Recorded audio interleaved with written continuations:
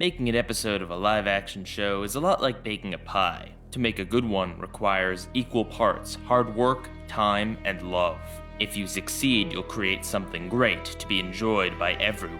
But if you are missing even one of the key ingredients, you will fail, and it will burn, leaving a lingering scent. My name is Pieguyrulz, and I'm here at the bottom of the bakery to smell that pie.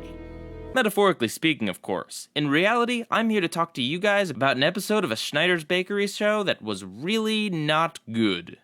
So, remember last time when I reviewed #MyPoober? Gosh, that just sounds stupider every time I say it. In that review, I mentioned that the little girl at the end of the episode was stuck with this creepy guy. Turns out, that guy is from iCarly. And by from iCarly, I mean he was randomly in 2 episodes. I was curious what his deal was, so I looked up the iCarly episodes in question. The first one is a part of the SETI story arc, which, trust me, I will be taking on very soon, and as brutally as possible. And his other appearance was in the episode iPear Store, which was something I'd seen a few people request. So I started watching the episode and found it to be boring, not funny, and it definitely had a few stupid moments here and there, but nothing nearly bad enough to feature on this show. However, as I continued watching, more and more problems arose, up until the horrifying realization of what the ending was. And needless to say, there's a reason why it found itself here at the bottom of the bakery. The thing about this episode is that it has 4 plots. It's like they threw a tray of 4 pear cupcakes into the oven, hoping that at least one of them would turn out alright. Before I really get into this, I feel I need to address the whole pear thing. If you don't know, these Schneider's Bakery shows use pear instead of apple. Basically, anytime they say pear product, pear phone, pear top, or whatever, they really mean this is our show's equivalent of an Apple product. At first, it started off as a way to hide the Apple logo from the back of computers by putting a little pear there, but iCarly went and really ran with this whole metaphor, to the point where, towards the end of the show, you can get pear electronics that are actually shaped like a pear, because, Apple products are actually round? Anyway, I would complain about that in this episode, but to be completely honest, they're actually very accurate to what an Apple store looks and feels like. And a lot of the technical stuff that Freddy throws around are legitimate terminology for what you want to hear when you're buying a computer. So I give them props for doing alright in that department. So I'm going to talk about each of the 4 plots separately because they really don't intertwine much. It's not like a nice narrative where a lot of things are going on at once. It's more like, here is the A story, here is the B story, here is the C story, here is the D story. Though 3 of them do have to do with the pear store at least. I'm going to go smallest to largest, which brings us to our Gibby plot. Gibby runs into a guy who really wants to sell him a case for his pear phone. This is the guy from the end of #MyPoober. He is so desperate to sell Gibby a pear case because apparently he only gets paid if he sells them. The entire plot is just Gibby trying to decide on a case while the guy sweats like a pig and begs Gibby to just buy a case. That's it. That's the entire thing, aside from the ending, but we're going to talk about all the endings at the same time. Nothing about this plot is funny or interesting, it's just repetitive and there. What, were they trying to make a live-action version of Old Gil from The Simpsons? Or is this guy just some stand-up comedian that wandered on set and begged people to watch his uncomfortable sweaty guy routine? I could understand having this kind of plot if you only had 1 or 2 other stories going on, but considering they had 4 stories to tell in this episode, and all of them could have used a little more time, they could have easily just cut this one to make room for a little bit more plot in the others, which they definitely need. Next up, the Carly plot. Carly sees a cute guy at the pear store and immediately starts hitting on it. He doesn't take a hint, however, and starts talking about nerd stuff, which doesn't really interest her, but she keeps on hitting on it. Apparently, Carly is incredibly shallow. The first part of this is just a bunch of jokes about how Carly doesn't get his nerd references and he doesn't get the fact that she's hitting on it. It's dumb. When she finally does get it through his head that she's hitting on him and she wants to have a date with him, he says, "Oh, I'm shy about girls." And then she invites him over to her place the next night. During their date, Carly goes downstairs to get a snack, and in that time, he starts undressing from his nerd costume. I guess it was a costume, maybe. He puts some romantic music on and lights some candles, and then approaches Carly pretty much demanding a kiss. She says no because he's coming on creepily strong, and then he chases her around the room trying to kiss her, before Spencer beats him up, and throws him out of the apartment. Oh, and Spencer also smashes the guy's phone, which was admittedly kind of cool to see Spencer beating up on this guy who was creeping on his little sister. But why exactly was this guy doing this? Was being a nerd an act? Did he think this was actually how you flirt with people? Was he just misguided? You'll have to wait till I talk about the ending.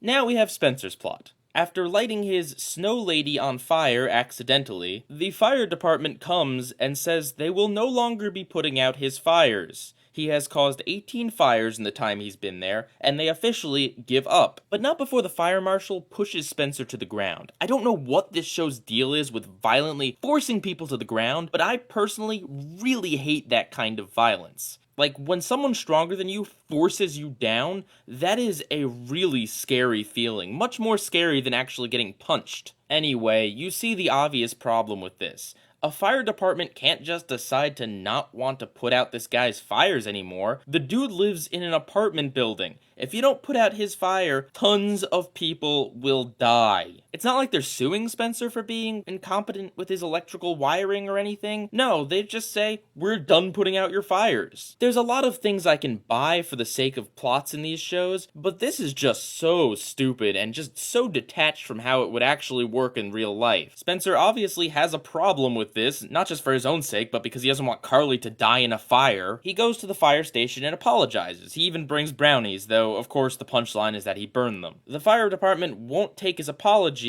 unless he works with them for a week. Let me get this straight. They dislike the guy because he causes a lot of fires and is generally annoying to them, yet they want him around the fire station? And of course, instead of just jumping at this opportunity to set things right, he has to whine about, work, I don't want to do work. Oh, you poor pampered artist, living in a nice apartment in Seattle. He accepts, and surprise of all surprises, he starts a fire in the firehouse. He was also told to fix the door, which of course means that the door does not work, leaving everyone locked inside with the fire. How does that plot end? Ooh, what a cliffhanger. Maybe they'll all die in a fire. Anyway, on to the main plot. The main plot is that Freddy gets a job at the Pear Store. The customers treat him like garbage, and then Sam gets a job at the Pear Store because, I guess to annoy Freddy? I don't really know. Anyway, if you've seen the Drake and Josh episode, The Movie Job, i.e. the first one where Josh gets the job at the premiere, then you've seen this plot, except done better. Freddy is hardworking and knows his stuff, but of course, Sam somehow manages to sell a lot more computers than him. Are we given any reason why she's a better salesperson? I guess because she's aggressive? Maybe she's threatening customers? I don't know. We don't see it. Eventually, she just gets promoted above Freddy to the point where she's actually writing out his employee review, which gets Freddy understandably angry, causing a scene, which leads him to get fired. And there's the 4 plots. So far, there's definitely some problems, but the endings are where everything falls apart. So let's go through them, shall we? Gibby's plot ends with him realizing he didn't have any money on him, so he can't buy the case. And then the guy gets really sad, and that's it. Carly's plot ends with, well, I told you what Carly's plot ended with. That's it. That's all we get, is Spencer beating up the kid and kicking him out. I still have no idea what his deal was. Was it an act? Was it not an act? No idea. Absolutely zero idea. We never see him again. There's no discussion. There's no questioning. Carly heavily flirted with a kid, just invited him up to her room for a date, even though Spencer was at the firehouse and definitely not home during this time. And then, surprise of all surprises, the guy turned out to be a creep. What a wonderful storyline. Many laughs were had by the laugh track, which is actually kinda good, because if the laugh track wasn't there, this would be a lot more sexual assaulty, and there's definitely nothing funny about that. Undertones of sexual assault is what iCarly's been missing all these years, guys. I'm so glad they added it in the last season. Spencer's plot, well, I pretty much told you the ending. His plot ends when the fire crew can't get out of the fire department. I guess they all made it out. Spencer is seen at the end of the episode, but it doesn't show how, and there's nothing here to show that all the fire people got out alive. For all I know, Spencer just killed those people. What I do know is that Spencer says that, yeah, they're still on their own. Fire department's not gonna come, which is just great. Although, if you ask me, these cupcakes look like they might actually need a little bit more fire. They're not looking so well done. And how does the main plot end? Well, Sam just quits her job at the Pear Store. Does she do it out of protest because Freddy got fired? Does she do it because she only took the job to annoy Freddy? I have no idea. So, If you can't tell, there's two major problems with this episode. One, the characters don't have motivations for their actions. Carly's crush randomly turns in the middle of the episode, which is not dissimilar to another episode, with no explanation. Sam takes this job with no explanation. And the motivations we are given are incredibly flimsy. Okay, so Spencer started 18 fires, and now the fire department won't put him out anymore? Come on, 18 fires isn't really that ridiculous of a number over the course of 6 years. That's what, 3 fires a year? Okay, yeah, that's not great, but at the same time, it's definitely not enough fires to want this guy to potentially burn to death and kill tons of other people in this building. And in terms of the sweaty guy, his motivation is that he needs to sell these cases because his girlfriend demands that he makes more money, and I just don't care about this character at all. Why on earth did they bring him back for Sam and Cat? In fact, why did Sam even recognize him there? She saw him like for 1 second in this episode. I mean, Okay, back on track. The other major problem is the endings. Gibby's just ends very flatly and unceremoniously. Spencer's, we don't actually see the ending, just kind of the results of it all. Carly's ends so abruptly.